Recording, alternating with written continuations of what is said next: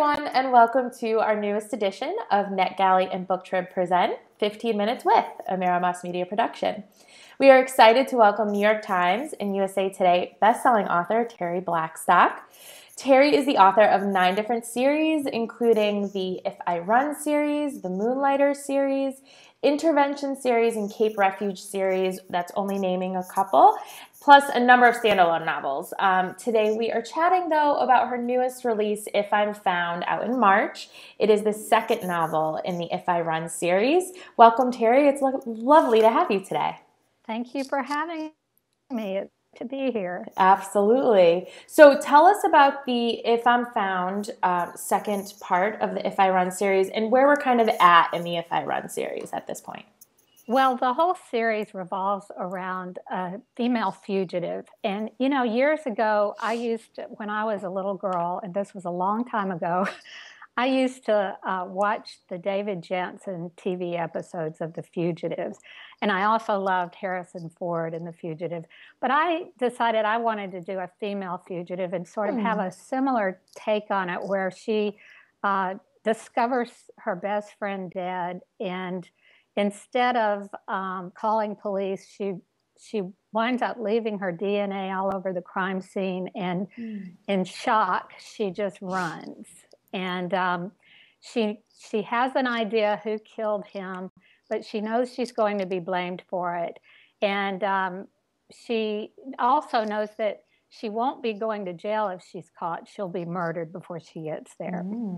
So it's the first book, If I Run, is a chase, really. And Dylan Roberts is a war-weary veteran returned from deployment, and he gets hired by the murder victim's family to find Casey and bring her back, because the police don't have the resources they need to chase her across the country. So it's this chase, you know, between Dylan and Casey. And If I'm Found actually picks up the story where If I Run left off. And, you know, I wanted to kind of model it after the Fugitive TV series, where, you know, David Janssen would go to a new town and he would fall in love with a new woman. And, you know, it was kind of crazy every episode when you look back on. That's kind of what I do with Casey in terms of her going to a new town, getting a new job, starting a new identity, and you know, getting involved with the community there. And in each book, she gets involved in some kind of crime that's happening, and she tries to solve it. Oh, very interesting. Okay. Now, the book covers, they're absolutely beautiful. And if you kind of take a look online, everyone, you'll see they're quite a departure for you from your other covers. I'm curious, were you involved in the decision on the covers? Was there something important for you that stuck out that you had to have in those covers?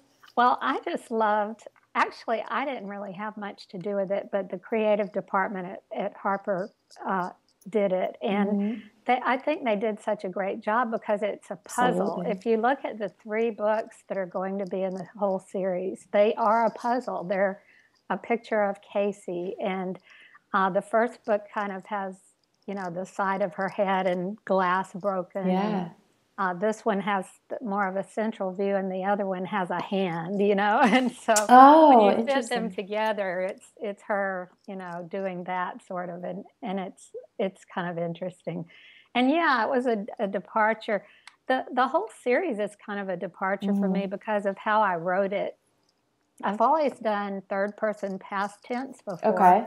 And for some reason, I just wanted to do present tense. Person present. Yeah, that's what I was trying to think of. I just wanted to do Casey that way, because that's how she came to me, you know, and I just sort of started writing it that way. And so it just feels different. And so they decided to handle the covers a little differently. Absolutely. Wonderful. What about for you in the writing process? How was it writing the second book as opposed to the first in a series and really getting going? Is there anything different? Do you approach the second novel of writing it differently, or? Well, I have to say it's harder to write the second and third books in a series because the first book you don't have any, Expectation, really. I guess. Yeah, well, or any parameters on what you've said before, the facts that you've, presented. Right. So now I'm, in book 2, I was bound by everything I said in book 1, and I wanted to make sure I didn't make any mistakes. And those are all clues, and so they're built on in the subsequent books. And so, but yeah, by the time I get to the third book, which I'm writing now, and I'm almost finished with it, I am cross-eyed trying to make sure that every fact is right and that that I haven't, messed up on any of the stuff that I've already laid down. Interesting. Now, you write in, or have written in a couple of different genres. Right now, you write in thriller and suspense. What led you to leave the romance behind and kind of switch gears? Well, my first 32 books were in the romance market, and those were under 2 different pseudonyms. Okay. I try not to say those because I don't want people because I switched to these books that are clean and they have no profanity and they have a faith message. And I didn't want my current readers, as Terri Blackstock, to go back and find those other books and get confused about when I wrote them. I just didn't want that to be confusing to my readers. Yeah, that makes sense. So, but I wrote my first 32 books in that market for Harlequin, Silhouette, Dell, HarperCollins, and decided that I was a Christian and I was just miserable at what I was doing. I got burnt out, and I just came to a place where I thought, I felt like God gave me the gift of writing for some other purpose. And at the time, I was reading a lot of suspense and loved thrillers. So I thought, what if I, mixed a suspense story with a faith theme and see how that works, And so I did that and quickly sold 4 books to Zondervan, which is part of HarperCollins.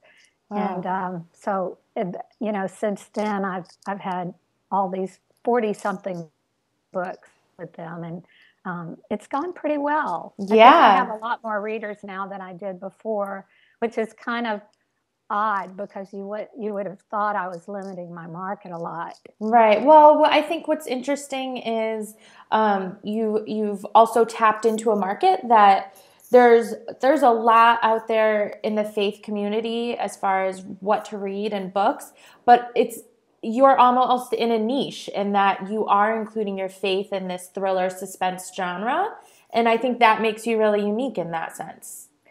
Yeah, and I really don't ever want people to think that these books are preachy.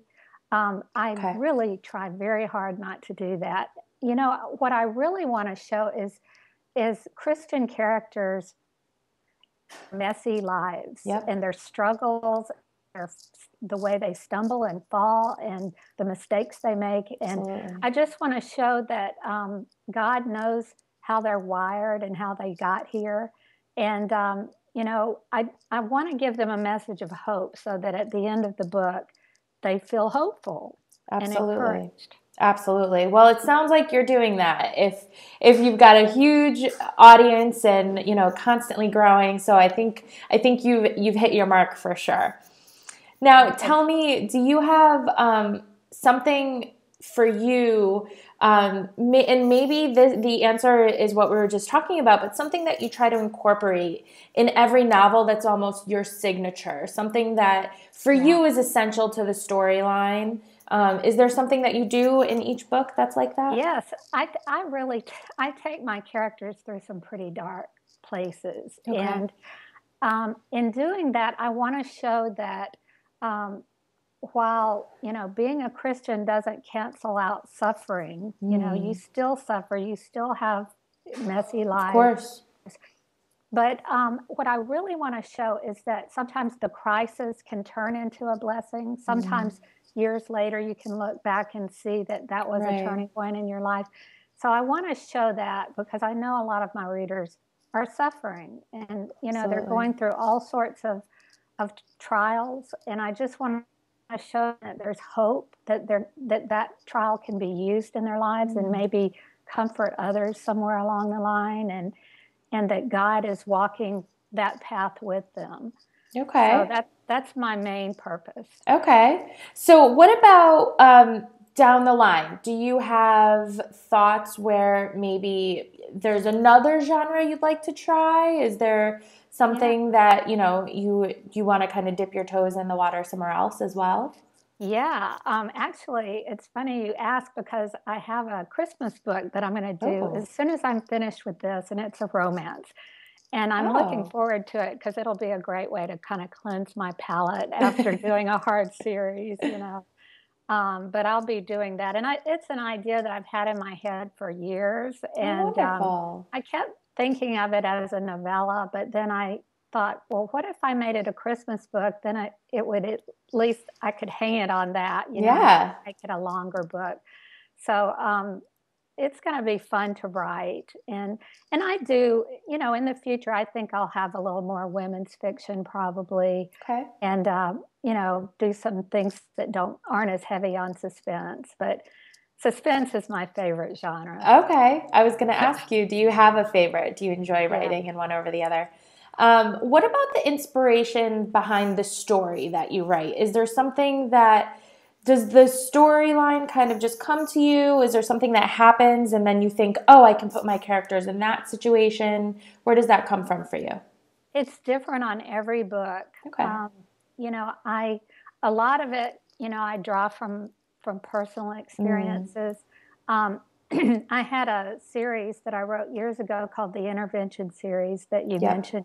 And that was based on, it was inspired by my real experiences with my daughter who had addictions. Okay. And we were on a long journey and still are. And,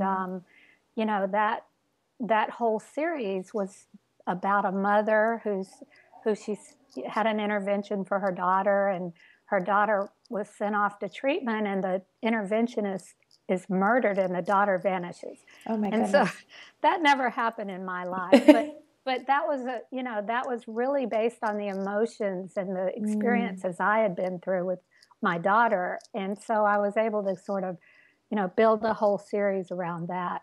And my ideas come from different things. I just never know where I'm going to get an idea, but I just feel like as long as God is giving me those ideas, I will keep writing. Definitely. When I quit having them, that's when it's time to stop. Wonderful. Well, speaking of that, so If I'm Found is out in March. So for all of you out there, go pre-order it now.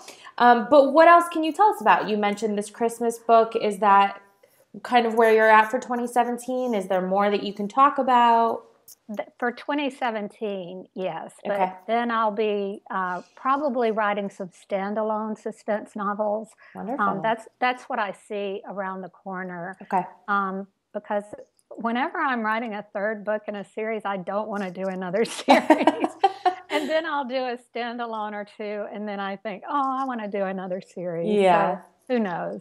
I love it. Okay. Well, what about you as Terri Blackstock? Who are you reading? What authors do it for you? What series do you like? I've been reading Mitch Albom lately, and I just recently read The Sleepwalker, which I can't remember the author of that one, but that's a New York Times bestseller, so you can find it. Yeah, I definitely have heard of it. But I like to read outside. I like to read things that are not in suspense genre, and I like to read, general market books because they challenge me. And whenever I get dry as a writer, I really feel like reading a great book sort of brings it back for me, and I can sort of find my voice again. So that's what I've been reading lately. And I, I can't think what I read before that, but I can barely think about what happened last week. So. I'm sure. I'm sure. So, what about this summer? Is there any kind of, do you do any kind of book signing events? Is there anywhere that fans of your writing can come out and meet with you and talk with you? Well, I live in the Jackson, Mississippi area, and I'm going to be doing a book signing at Lemuria on March 25th, right after this book releases. Oh, wonderful. Yeah, so that's all I have planned so far. I have a really busy life, and I don't travel very much, but that's all I've got planned for right now. Wonderful. Well, that sounds great. And as I said, If I'm Found is out in March. So definitely go pre-order your copy. You're not going to want to miss it because it's a great series. Thank you so, so much, Terri. We're at the end. We're all done. I hate to say it, but it's time to wrap up. So thank you very much for joining us. And well, thank you for having me. It's been absolutely. Absolutely. Maybe we'll get to do it again for your Christmas story. That sounds wonderful. Yeah. Good. Okay. Well, everyone enjoy your night. Thank you, Terri. Thank you. Bye. Bye-bye.